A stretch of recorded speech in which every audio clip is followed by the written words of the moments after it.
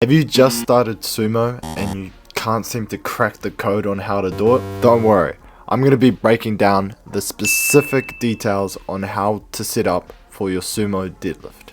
I've been gymming for over 5 years and have competed for New Zealand internationally for powerlifting, placing first in the Commonwealth Champs in 2022, first at Junior Worlds 2023, and recently fourth at Junior Worlds 2024. And I've pulled over 300 kilos with currently my best deadlift at 320 kilos at 83 kilo body weight. So without further ado, let's dive straight into it. Point number 1. Grip/stance. To be the most biomechanically advantageous, you want to try to be as wide as you can while still being comfortable. You don't want to be so wide that your hips start to hurt and you cannot actually exert maximal forces. Next, you want to make sure the bar is above the middle of your foot. If you're too far back, the bar is then above your toes, which means when you try to lift it, you're off balance because the weight is forward. However, if you're too close to the bar, when you reach down, your shins will push the bar forward past midfoot and onto your toes. So make sure the bar stays above the middle of your foot the whole time, as this is when the bar is balanced. Now, once you have your stance, you want to bend down and grip the bar. You don't want them to be angled outwards nor inwards.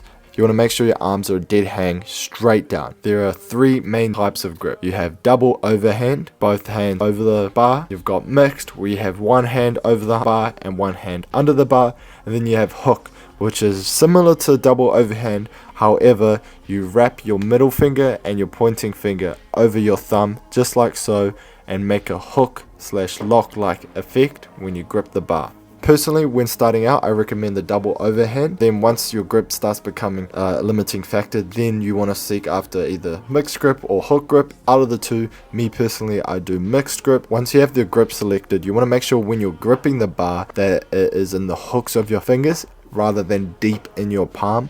The second part of the deadlift is the slack/wedge.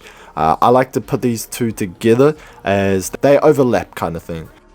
Once you've got your stance and your grip set, I like to cock my hips up before wedging them in. As I start to bring them in, I want to pull against the bar and I create leverage against the bar to be able to have something to pull against to actually bring my hips into. And as we do this, I want to make sure my arms are long and they're not short. Not rounded over like that, but rather long, activating my lats and poking my chest through. As I'm pulling against the bar, I want to be externally rotating my shoulders. How I like to see it is, think about the direction your biceps are facing. When I'm starting and as I'm cocking my hips, they're facing together. However, as I externally rotate them, my biceps now facing more forward, away. Think about as if you're trying to cover your armpits. Now, the reason why we want to be keeping our chest up high, if we have long arms, but we're doing it by rounding our upper back, that is a specific technique and strategy of deadlifting. However, it means when you start lifting the weight up, your legs, which in the deadlift, especially sumo deadlift, is what does majority of all the work or the power. When it gets to the top of the deadlift and you've actually locked your legs, you're still left with a rounded upper back. It is quite difficult to finish the lift by trying to unround your upper back, especially with maximal heavy weights. Whereas if you were to have a good starting position by covering your armpits, externally rotating your arms and keeping your chest high and not rounding your upper back, it means as your legs do the work, when you get to the top of the lift, you're left in a much better position to complete the lift and not stuck rounded. The next point, moving on towards the wedge with your legs, is to have loose hips, which means you're able to lower your hips and still be able to move them around loosely, because a lot of people have stiff hips as they wedge into the bar. Your hips are much higher and they're further away from the bar horizontally if you look through it from the side, and more bent forward. The next point with wedging your hips is when you lower your hips and bring them towards the bar, you want to make sure your knees are going out to the side and not forwards. So if you push them forward, that is going to cause your shins to now push the bar and roll it over your midfoot, which then resorts back to the second point of being off balance when the bar's off the midfoot. Instead, we want to be pushing our knees out to the side as if you were trying to stretch your hips. We want to align our leg with our knee and our foot. We do this by rotating our leg out to the side, and you can see it opens our hips drastically more.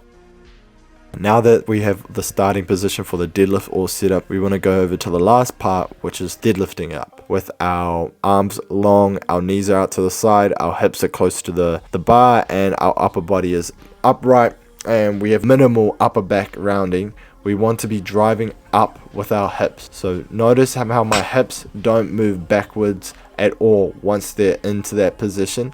Rather, they move forwards as it nears towards the top of the lift. The problem is a lot of people undo the effect of them wedging their hips in by their hips go back. The problem with this is, one, now we're not using our legs as the main source of power. As our hips go up, quads don't do any of the work they should be doing, and our quads are one of the biggest muscles we have in our body, so we want to be making sure we're using them, especially on the deadlift. Secondly, now that our hips have gone high but the bar actually hasn't moved, we are now putting all the strain on our lower back, which is a significantly weaker muscle. Obviously this is a bit of an exaggeration, but you will see a lot of people, even if it's subtly, that once they have a good starting position, that they actually lose it and their hips go back, their knees straighten without the bar actually moving either at all or very little. Instead, what we want, make sure our hips stay close to the bar. Think about constantly keeping or trying to drive your hips into the bar, as if you're still constantly trying to wedge your hips into the bar. Another way I like to think it is if there's a glass wall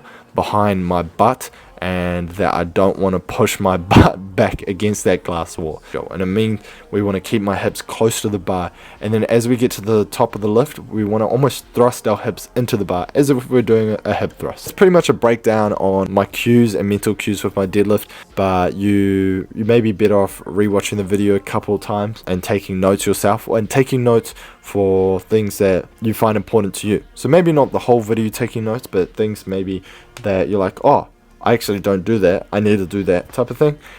You want to be very simple, because I kind of explain quite a lot of information rather than keeping it simplified. However, I will be posting on my Instagram, so if you want to check a follow, it's Mahi Dog with 3 G's on Instagram and Mahi Dog Gym on TikTok.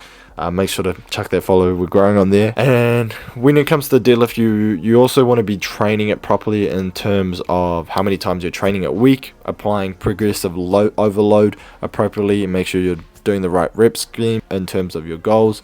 That leads on to my point about I'm going to be releasing my new power building program soon. I'm putting a lot of work into it in terms of formulas. For example, you'll be entering your maxes, so it becomes very specific towards you and the intensities, instead of just giving you like a RPE or just a general idea, or like programs with sets, reps and exercises. I want to be able to provide you with like guidance in terms of weights you want to be doing too. I currently have a program out, the basic muscle and strength program, that you can check out yourself for now, link in the description, or search up mahidog.co.nz. Thank you guys for watching. If you want to see any more videos like this, please hit subscribe. We're a growing team, road to 10k. We're currently, by the time making this, we're at 2.3k, so slowly growing, and I definitely want to make more videos and get better at my content. If you have any questions, let me know in the comments, and make sure you guys keep pushing towards your goals. Don't give up, don't give in, and so long you don't give up and don't give in, even if you have a failure or a setback, you never lose. So stick it up, make sure you do the mahi, get the treats, let's get it.